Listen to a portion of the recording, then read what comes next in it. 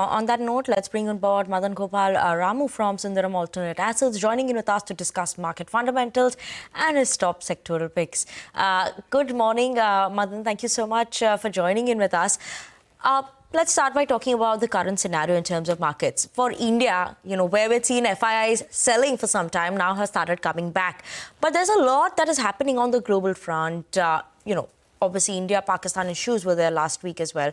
So that's something that everyone is keeping an eye out on. Do you think the FII flows will continue? Where do you see the market headed from here on now? Yeah, hi. Good morning. We feel that with the recent correction that has happened in the market, particularly in the mid and small cap space from the peak of valuations, there are a lot of these manufacturing, capital goods segments, and even some of the financial names have become pretty attractive, and I think there is an interest coming back from the FIIs to buy into some of these names. So we feel that with FIIs being at the lowest level in the last decade in terms of their holding in India, I think there will be interest on every dip that can happen in India. So we are constructive on India from a medium-term perspective. Are we constructive on the overall market at this point of time from index point of view? Probably not. We have seen a good recovery at this point of time post this noise around tariff war as well as the India-Pak war. I think the market has bounced back quite quickly. Probably at the overall index level, you will have to wait and see whether you will make big money in the medium term.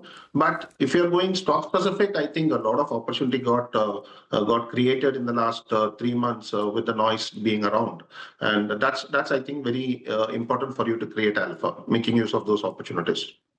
So where are those opportunities that you're finding, Madanagopal? How are you positioning yourself, or how had you positioned yourself when the markets were at their lows, say around 21,900, 22,000, and now that you have seen a recovery of almost 3,000 points from those levels, how are you repositioning yourself?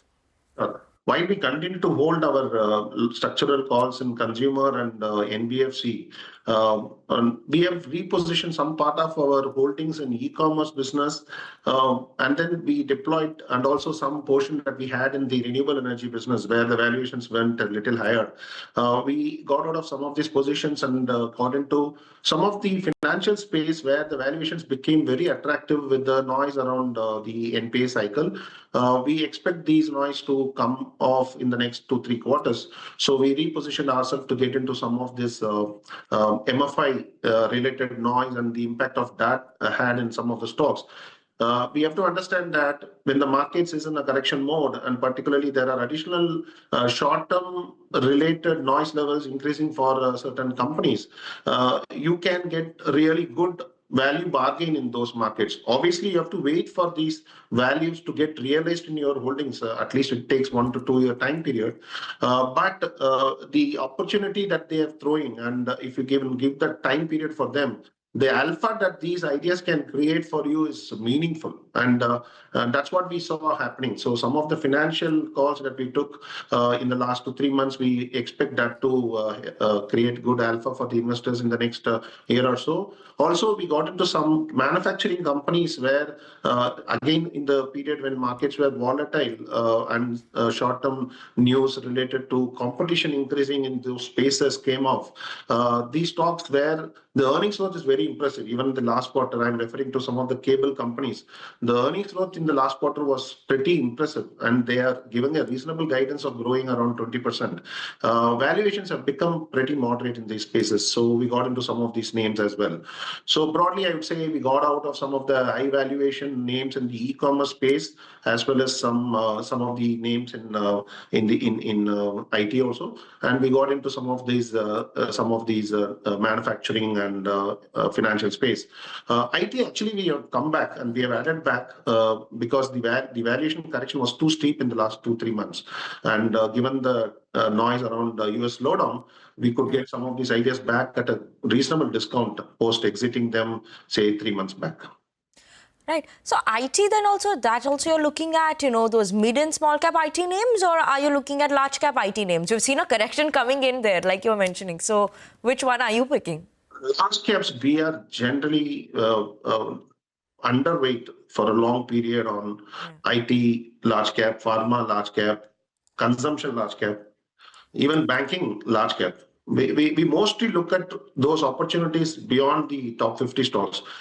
So in IT also, it's about mid-cap stocks where the growth is very impressive. When their valuations from the peak have come off, and given the growth guidance that these companies are giving from a medium-term perspective, and their ability to deliver it last year, despite weakness in the IT sector, gives us more confidence that a reasonable valuation, you should be going back to those segments rather than going to large caps. So I think large cap, I don't know whether you know this data, the largest sector loss in terms of weight in the Nifty 50 was IT sector in the last decade.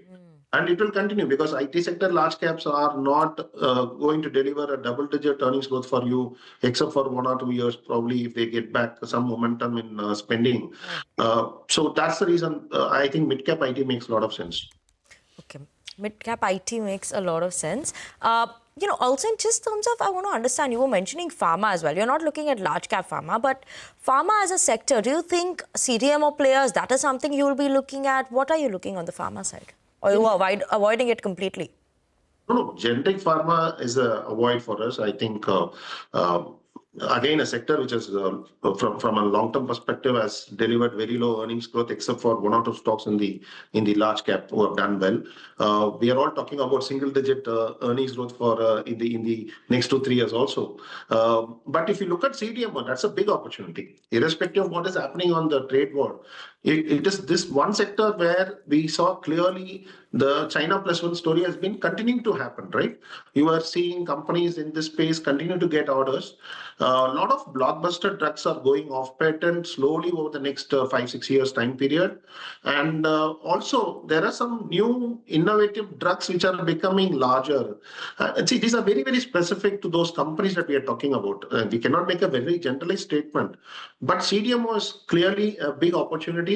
And given the de-risking that US companies want to do out of China, and also keeping in mind what yesterday's news flow from Mr. Trump on reducing the tariffs for the pharmas, generic pharma or branded drugs, both I think they will do something about it. I think outsourcing to India is going to get bigger and bigger, and particularly if you're acting in CDMO space, the opportunity can only become larger. So given the recent correction in these stocks that has seen in the last, say, 3 months, I think if you take a 2-year view and enter in them, you can make a decent amount of alpha from these ideas. Madanagopal, you mentioned that you are looking at opportunities beyond the top 50 companies.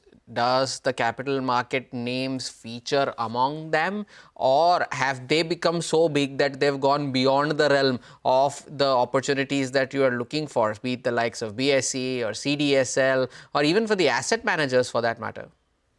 Yeah, so marketplace are clearly double beta play on the market itself, right? So you actually make a lot of money by being in those stocks when the market itself is moving up or flows are very strong. I think some moderation will happen on both these counts. So really to go and be overweight on these ideas at this kind of valuation from a medium-term perspective, you probably may not make big money.